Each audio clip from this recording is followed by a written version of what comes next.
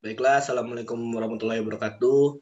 Jadi memperkenalkan diri, nama saya Hendra Septiari dengan NPM 191000079, kelas D. Di sini saya akan mempresentasikan peluang dan tantangan revolusi industri 4.0 terhadap perekonomian Indonesia. Maaf. Video ini untuk menjalankan tugas akhir semester dari mata kuliah Hukum Ekonomi. Baiklah, kita masuk dalam materi. Peran teknologi di era revolusi industri 4.0 mengambil alih hampir sebagian besar aktivitas perekonomian. Selain mendorong pertumbuhan ekonomi, tren ini telah mengubah banyak bidang kehidupan manusia, termasuk dunia kerja dan bahkan gaya hidup manusia itu sendiri. Pada dasarnya, revolusi industri 4.0 menggabungkan mesin, alur kerja, dan sistem penerapan jaringan cerdas di sepanjang prosesnya. Revolusi industri 4.0 mampu melenyapkan sejumlah jenis pekerjaan, namun di sisi lain juga menghadirkan jenis pekerjaan baru. Mengutip dari Klaus Schwab, Jaya Aydin memulai penjelasannya bahwa era revolusi industri 4.0 merupakan salah satu keadaan yang memberikan promise atau janji yang sangatlah besar, yang dibersamai dengan peril atau ancaman yang sangatlah besar juga. Jadi, jika kita tidak bisa mengikuti kemajuan teknologi di era ini, kita akan terlindas. Ini adalah semacam pisau bermata dua. Kalau kita tidak bisa memanfaatkan dengan baik, kita bisa mengambil keuntungannya. Kalau tidak, ya kita akan tertinggal ucapnya. Lanjut, ia menjelaskan menandar dari revolusi 4.0 itu sendiri adalah smart teknologi yang mana mampu menghubungkan teknologi satu dengan teknologi lainnya. Kecanggihan ini menciptakan karakteristik tersendiri, yaitu big data atau maha data, yang mampu digunakan oleh manusia yang tersimpan di dalam dan dapat dimanfaatkan. Kita melakukan Zoom pada hari ini sangatlah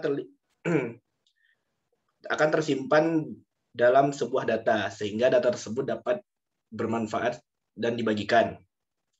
Dunia kini telah memasuki revolusi industri keempat atau industri 4.0. Dan dari perjalanan revolusi dunia, tentunya Indonesia harus siap dalam menghadapi kemajuan yang sama dengan negara lain, yaitu dengan hadirnya revolusi industri keempat ini, salah satu kemajuan sangat terlihat dari berbagai aspek, ditinjau dari beberapa orang sering menggunakan kehidupan sehari-hari adalah internet. Internet sangatlah penting dalam hal mendorong adanya revolusi industri yang sangat berjalan dengan baik. Tanpa bantuan internet, tentunya revolusi industri tidak dapat berjalan, bukan? Menyinggung sedikit mengenai internet di Indonesia. Internet di Indonesia sendiri masuk pada era tahun 1960-an. Saat itu, jaringan internet di Indonesia lebih dikenal dengan paguyuban network, di mana semangat kerjasama dan gotong royong sangatlah hangat di antara para penggunanya. Setelah beberapa tahun internet masuk ke dalam kehidupan masyarakat di Indonesia, hingga saat ini diperkirakan ada kurang lebih 143 juta pengguna internet di seluruh Indonesia.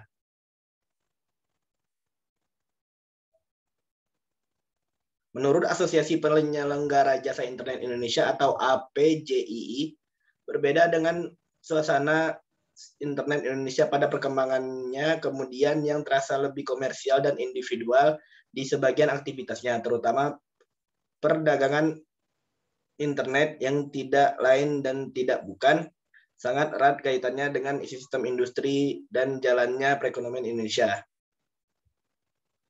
Indonesia semakin serius dalam persiapan masuk ke dalam revolusi industri keempat ini. Dan Presiden Joko Widodo menyampaikan bahwa industri keempat ini bahkan diproyeksikan bisa membawa Indonesia masuk ke dalam 10 besar negara ekonomi terbesar di dunia. Disampaikannya dalam acara peresmian pembukaan Indonesia Industrial Summit tahun 2018 dan peluncuran Making Indonesia 4.0. Nah, peluang dalam perekonomian pada industri 4.0 adalah satu, vintage. Vintage yaitu saat ini sudah sering kita dengar, di telinga masyarakat dunia, termasuk Indonesia, khususnya kalangan menengah ke atas yang melihat berbagai peluang bisnis di urusan finansial. Milenial menjadi salah satu target utama dari perusahaan fintech itu sendiri.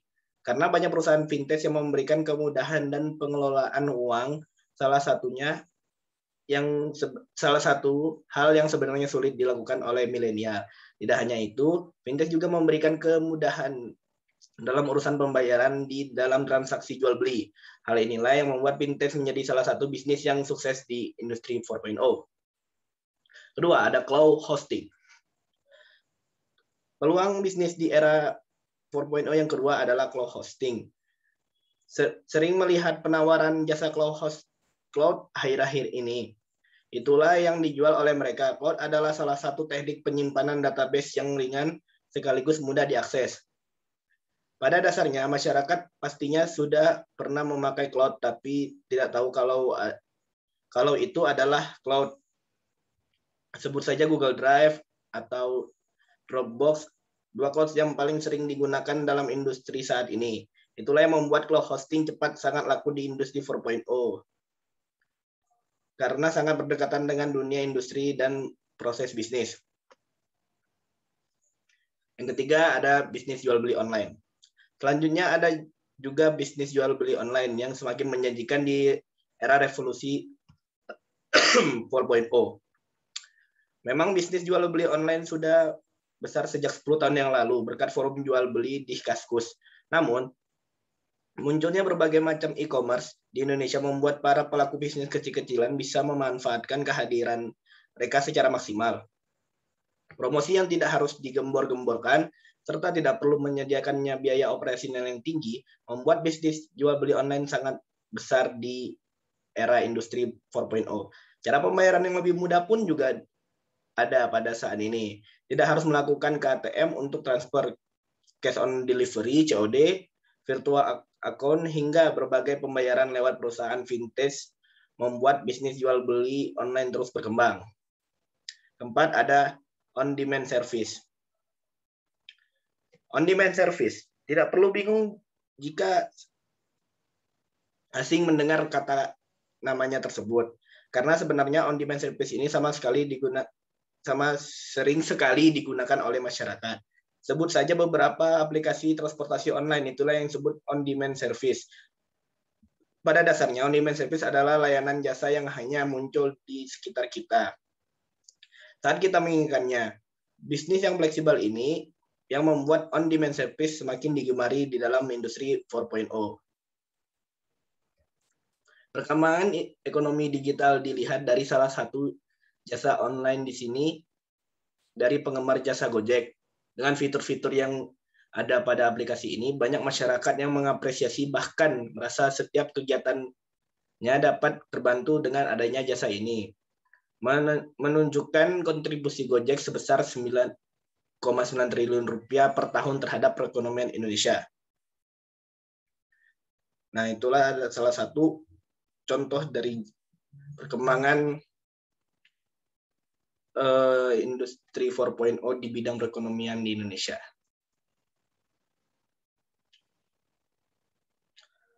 Nah, hal-hal tersebut juga menggambarkan bahwa Indonesia telah masuk ke dalam ekonomi digital secara tidak langsung dan membuka pintu gerbang revolusi industri, yang mana adalah agen perubahan pada segmen perindustrian yang semua didasarkan dengan perubahan aspek teknologi dan informasi. Nah, kita masuk kepada tantangan pada revolusi industri. Revolusi industri 4.0 mendorong berbagai negara di dunia untuk terus berinovasi dalam ranah perekonomian digital. Melakukan inovasi dan mengikuti perkembangan yang ada memang tidak selalu mudah. Ada berbagai macam tantangan yang harus dihadapi dari strategi-strategi yang terencana. Untuk kasus di tanah air, ada 5 tantangan investasi digital ekonomi di Indonesia saat ini. Berikut diantaranya yang perlu kita ketahui. 1. Cyber security. Cyber security masih menjadi tantangan utama di berbagai negara dalam hal perekonomian digital. Begitu pula dengan investasi digital ekonomi Indonesia. Sebagai negara berkembang yang memiliki peluang besar, Indonesia memiliki arus transaksi online yang semakin meningkat setiap tahunnya. Hal ini menjadi celah baru bagi pihak yang tidak bertanggung jawab untuk penyerangan terhadap dunia cyber. Bahkan negara kita pernah mendapatkan 1.225 miliar serangan cyber setiap harinya. Salah satu bentuk serangan cyber ini adalah wormware yang dapat menyerang website yang bergerak di perekonomian digital. Kasus yang dapat dijadikan pelajaran adalah bagaimana ransomware dapat membobol bank sentral Bangladesh dan Malaysia. Akibatnya, kerugian yang cukup besar pun tidak bisa dihindari. Oleh karenanya, penting bagi pemerintah menciptakan sistem keamanan internet tingkat tinggi guna menjaga transaksi dan investasi ekonomi digital. Kedua, persaingan semakin ketat. Perekonomian digital juga membawa persaingan pasar semakin ketat. Berkembangnya e-commerce seolah menjadi keran masuknya produk-produk dari negara lain ke Indonesia. Misalnya, membanjirnya produk-produk Cina, Singapura, maupun Jepang. Ditambah lagi saat ini minum produk dari UMKM yang masuk dalam ranah e-commerce. Disinilah diperlukanlah adanya sinergi dari pihak pemerintah maupun swasta agar produk lokal di ini dapat bersaing baik melalui pembinaan hingga bantuan inovasi supaya di masa mendatang produk lokal dapat menikmati keuntungan dari adanya digital ekonomi Indonesia. 3. Pembangunan sumber daya manusia. Tantangan selanjutnya dalam menghadapi investasi digital ekonomi Indonesia ialah mengenai sumber daya manusia. Hal ini menjadi PR bagi pemerintah di negara-negara berkembang seperti di Asia Tenggara termasuk Indonesia. Pada tahun 2017, sebagaimana yang dilansir dari kompas.com, Google yang menyebutkan bahwa Asia Tenggara sebagai sumber daya profesional dalam mendongkrak pertumbuhan ekonomi digital masih minim.